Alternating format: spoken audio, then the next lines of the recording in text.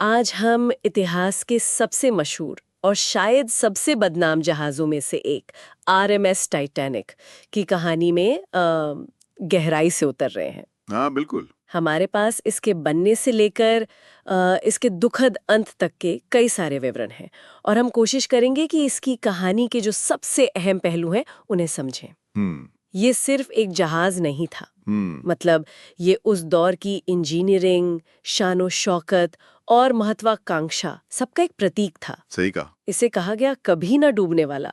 पर विडंबना देखिए, अपनी पहली ही यात्रा में ये अटलांटिक महासागर में समा गया। बिल्कुल, ये उस समय की औद्योगिक शक्ति और इंसानी हौसले का आप कह सकते हैं चरम बिंदु था।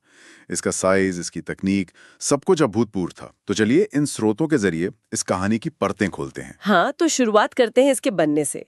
इसे बेलफास्ट में हालैंड एंड वॉल्फ शिपयार्ड ने बनाया था। जी। ये ओलंपिक क्लास के 3 बड़े लाइनर्स में से दूसरा था, है ना? हाँ, सही।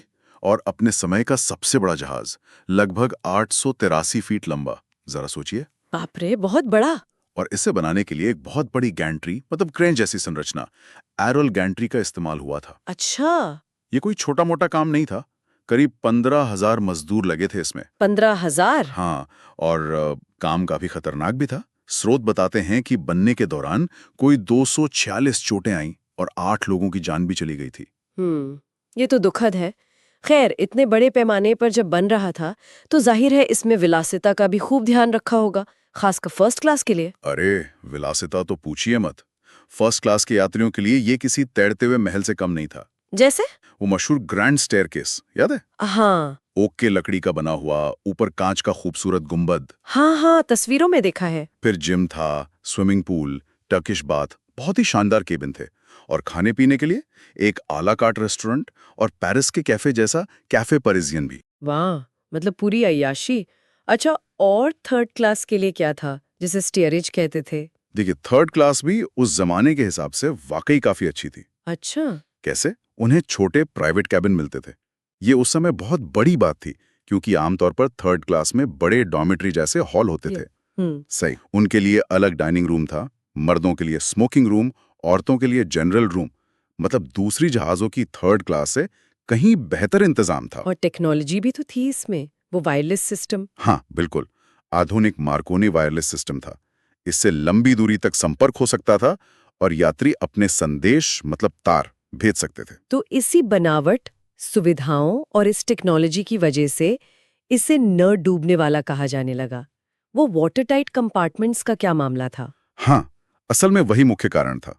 इसमें 16 वाटर टाइट कंपार्टमेंट थे और दरवाजे ऐसे थे कि उन्हें ब्रिज से, मतलब जहां कैप्टन बैठते हैं, वहां से रिमोट से बंद किया जा सकता था। अच्छा। ये डिजाइन उस वक्त बहुत ही एडवांस्ड माना जाता था और इसी ने वो न डूबने वाली इमेज बनाई। शायद थोड़ा ज्यादा आत्मविश्वास भी आ गया था इसी वजह से। आत्मविश्वास। लेकिन यहीं पर वो लाइफ बोट वाली बात आ जाती है ना, जो हमेशा एक सवाल खड़ा करती है। बिल्कुल, यही विडंबना है। जहाज पर पर्याप्त लाइफ बोट्स क्यों नहीं थी, अगर वो इतना ही सुरक्षित था या माना जा रहा था? देखिए, जहाज पर 16 डेविड सेट थे। डेविड मतलब वो क्रेन जिससे लाइफ बोट नीचे उतारी जाती हैं। इन पर कुल 48 लाइफ बोट्स आ सकती थी। 48 तक? हम्म। लेकिन थी कितने? थी सिर्फ 20। 14 स्टैंडर्ड वाली, 4 वो फोल्डिंग वाली जिन्हें कोलैप्सिबल कहते हैं, और 2 छोटी कटर बोट्स। सिर्फ 20? ये तो काफी कम है। हाँ, कम तो थी, लेकिन मजे की बात यह है कि ये संख्या उस समय के ब्रिटिश नियमों, जो बोर्ड ऑफ ट्रेड बनाता था, उनसे ज्यादा थी। ज्यादा थी? ये कैसे? नियम ये कहता था कि 10,000 टन से भारी जहाजों पर कम से कम 16 लाइफ बोट होनी चाहिए। टाइटैनिक तो बहुत भारी था, तो 20 लाइफ बोट्स नियम से ज्यादा थीं। तो फिर गड़बड़ कहाँ हुई? नियम का पालन तो हुआ था। गड़बड़ दरअसल नियम में ही थी। नियम जहाज के वजन पर आधारित थे, टनेज पर।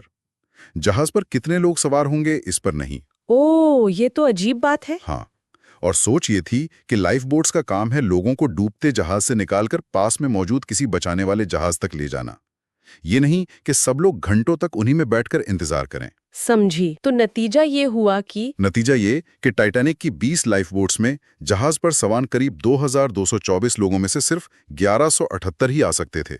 मतलब लगभग आधे। आधे लोग। और उससे भी बुरी बात ये कि जब जहाज डूबा तो जो लाइफ बोट्स नीचे उतारी गई वो भी पूरी भरी नहीं थी। औसतन सिर्फ 60% भरी थी। हे भगवान, ये तो भयानक लापरवाही लगती है। और फिर वो रात आई। 10 अप्रैल 1912 को ये साउथहैम्पटन से न्यूयॉर्क के लिए निकला था ना? हाँ, अपनी पहली यात्रा पर। और 14-15 अप्रैल की दरमियानी रात उत्तरी अटलांटिक में एक आइसबर्ग से टकरा गया। और फिर टक्कर के बाद करीब 2.25 घंटे में जहाज डूब गया। 3.25 घंटे? इतना बड़ा जहाज? हाँ, जहाज पर मौजूद लगभग 2224 यात्रियों और क्रू में से अनुमान है कि 1500 से ज्यादा लोग मारे गए। 1,500 से ज्यादा? कैप्टन एडवर्ड स्मिथ जहाज के साथ ही डूब गए, लेकिन जो व्हाइट स्टार लाइन जिसने जहाज बनाया था, उसके चेयरमैन जे ब्रूस इसमें वो एक लाइफ बोट में बच निकले। इस पर बाद में काफी विवाद भी हुआ। हुआ होगा। अच्छा, ये सिर्फ यात्री जहाज तो नहीं था, इसका नाम आरएमएस टाइटैनिक था।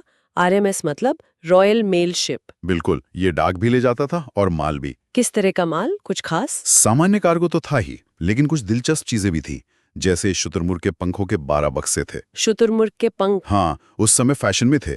फिर ड्रैगन ब्लड नाम के एक रेजिन या गोंद के 76 केस थे, और एक फ्रेंच पेंटिंग थी, ला सिरकसियन ओ बैं। ये सबसे महंगी चीज थी जो डूबी। इसका बीमा दावा $100,000 का था। अच्छा, लेकिन वो जो कहानियां चलती हैं सोने हीरे की, नहीं, वो सब कहानियां हैं। कोई सोना या हीरा नहीं था जहाज पर, ऐसा रिकॉर्ड्स बताते हैं। तो कुल मिलाकर टाइटैनिक इंजीनियरिंग और लग्जरी का एक बेमिसाल नमूना तो था, लेकिन तेज रफ्तार से चलाना, बर्फ की चेतावनियों को नजरअंदाज करना। लाइफ बोट की कमी और जो थी उनका भी ठीक से इस्तेमाल ना हो पाना, और वो पुराने पड़ चुके समुद्री नियम, इन सब ने मिलकर इसे एक भयानक, बहुत ही भयानक त्रासदी बना दिया। हाँ, और इस हादसे ने पूरी दुनिया को हिलाकर रख दिया था। इसका सीधा असर ये हुआ कि समुद्री सुरक्षा नियमों में बहुत बड़े बदलाव किए गए। जैसे कि 1914 में पहला सोलस कन्वेंशन हुआ। सोलस यानी international convention for the safety of life at sea. इसमें जरूरी कर दिया गया कि हर जहाज पर जितने लोग सवार हैं, उन सब के लिए लाइफ बोट में जगह होनी चाहिए। ये तो बहुत जरूरी था। और 24 घंटे रेडियो निगरानी भी अनिवार्य कर दी गई, ताकि मदद के सिग्नल मिस ना हो। तो मतलब टाइटैनिक की त्रासदी ने भविष्य की यात्राओं को सुरक्षित बनाने में एक अहम भूमिका निभाई। बिल्कुल, एक दुखद सबक था वो। एक आखिरी सवाल मन में आता है। स्रोत बताते हैं कि जहाज में इतने उन्नत वाटरटाइट कंपार्टमेंट थे, फिर भी वो आइसबर्ग से टक्कर के बाद इतनी जल्दी 2.25 घंटे में डूब गया। ये बात आज एक सदी से ज्यादा गुजर जाने के बाद भी हमें टेक्नोलॉजी की अपनी सीमाओं और प्रकृति की ताकत के बारे में क्या सोचने पर मजबूर करती है। ये एक बड़ा सवाल है। शायद यही कि इंसान कितनी भी तरक्की कर ले, प्रकृति के सामने वो हमेशा छोटा ही रहता है। और अति आत्मविश्वास वो कभी-कभी बहुत महंगा पड़ सकता है।